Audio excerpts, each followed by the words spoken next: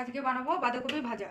এই বাঁধাকপি কেটে নিয়েছি পাতলা পাতলা করে, আলু, আর এতে ওই বাঁধাকপিতে দেবো টমেটো, কাঁচা লঙ্কা, আর এতটা জিরে ফোড়ন দেবো। জিরেটা অনেক বেশি, জিরে দিলাম।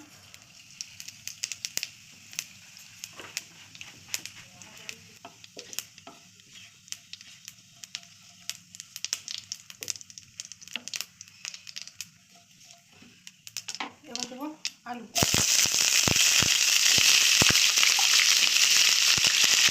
তারপরে দিয়ে দেবো কাঁচা লঙ্কা, দিয়ে ভাজবো। কাঁচা লঙ্কা, আলু, একসঙ্গে ভাজবো।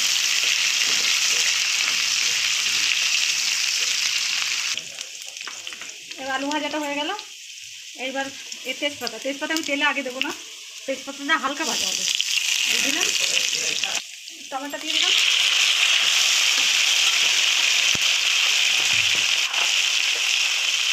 নুন,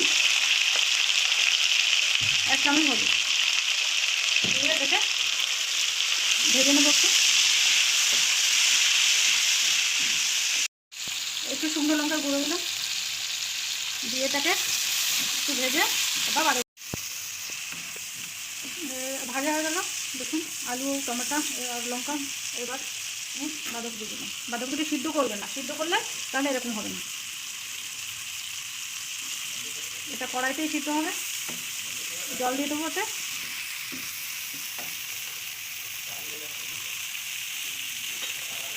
জল দিলাম, 1 গ্লাস জল দেবো, দিয়ে ঢেকে দেবো।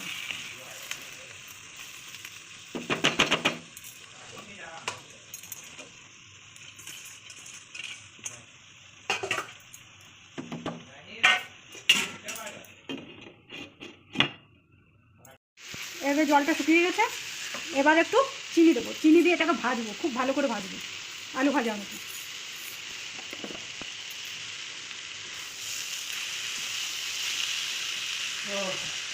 এবার দেবো গরম মশলা, হালকা গরম মশলা, খুব বেশি না। দিয়ে দেখুন ভাজা লাল হয়ে গেছে। ভাজাটা খুব ভালো করে করবেন, তবেই ভালো লাগবে খেতে। যদি ভালো লাগে লাইক, ফলো, কমেন্ট আর শেয়ার করবেন। নমস্কার।